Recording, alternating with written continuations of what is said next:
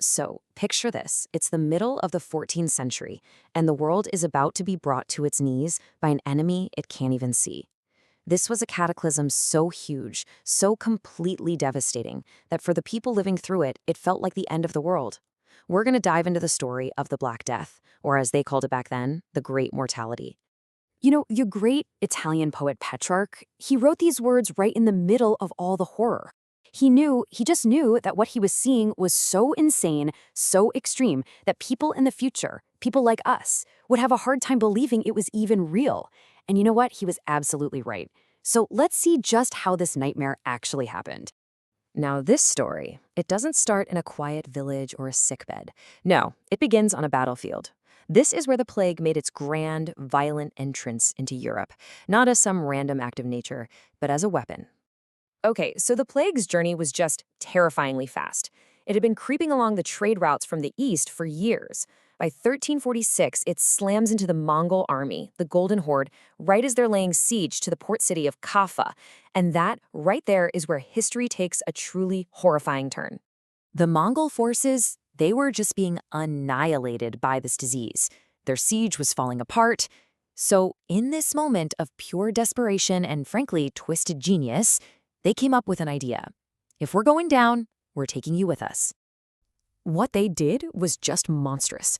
They took the rotting bodies of their own plague-ridden soldiers and loaded them into catapults. They launched their dead over the city walls, turning them into projectiles of pestilence.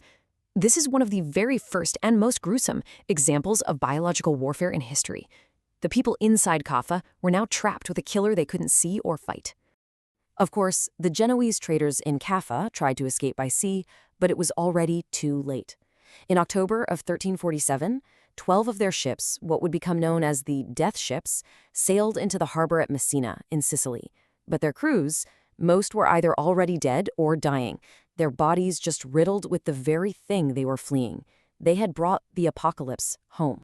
So, with the plague now loose in Europe, the horror goes from being about armies and sieges to something deeply, terrifyingly personal. This was the disease itself, the Great Mortality. The very first sign was these things called buboes. It's actually where the name bubonic plague comes from. They were these horribly painful swellings in the lymph nodes, in the groin, the armpits.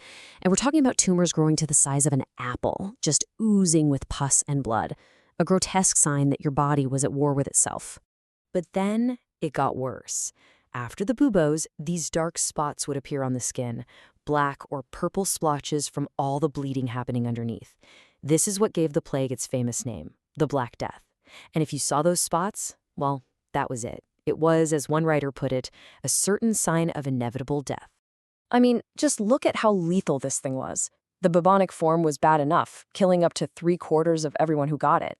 But if the infection got into your lungs, becoming pneumonic, or into your bloodstream, becoming septicemic, your chances of survival dropped to virtually zero. Death wasn't a possibility. It was a certainty. And that's maybe the worst part. The plague didn't just kill bodies, it destroyed our humanity. Boccaccio's words here are just chilling. The fear was so total that the most basic human bonds, a brother for a brother, a parent for their own child, they just shattered. People died utterly and terrifyingly alone. Pretty soon, all the normal rituals of death just collapsed. There were simply too many bodies. Terrified of getting sick, people would just drag their dead family members, their neighbors, out of the house and leave them on the doorstep. Taking out the dead became a mourning chore, like taking out the garbage.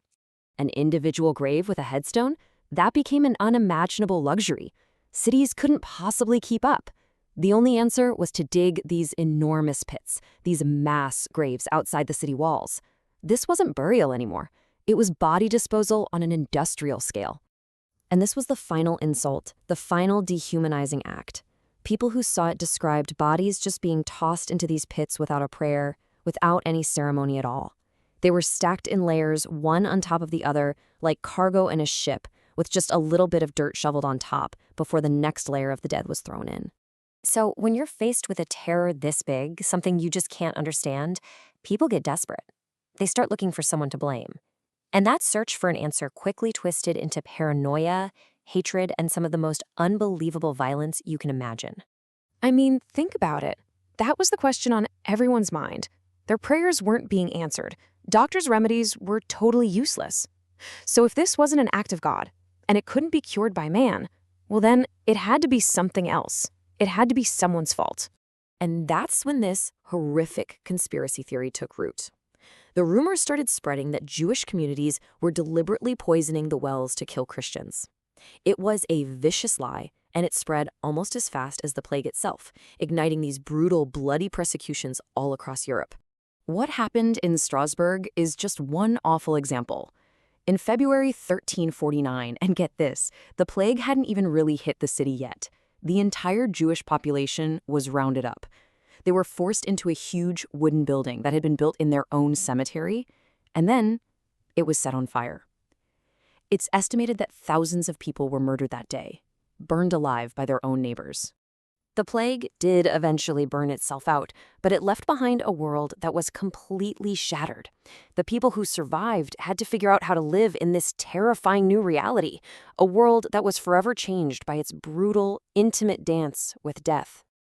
And this right here, this is maybe the single most important lesson from the Black Death. It didn't care if you were rich or poor, powerful or weak. It killed popes and kings just as easily as it killed farmers. For maybe the first time in a long time, everybody was equal. And this new, grim understanding that death comes for everyone, it gave rise to this incredibly powerful theme in art and literature that just swept across Europe, the Danse Macabre, or the Dance of Death. The Dance of Death was always depicted as this grim parade. You'd see skeletons, representing death itself, leading this long line of people from every single part of society. A pope, an emperor, a knight, a peasant, all of them marching together to the same grave. The message was crystal clear. Your status in life doesn't matter. The great equalizer had finally come for everyone. And really, that's the legacy of the Great Mortality. It was a disaster on a scale we can barely comprehend, wiping out maybe half the population of Europe. It showed how fragile our societies are and the depths of cruelty people are capable of. But it also completely upended the social order, and in a way, it paved the way for massive changes that would lead to the modern world. The terror left a profound and unsettling question that we're still grappling with today.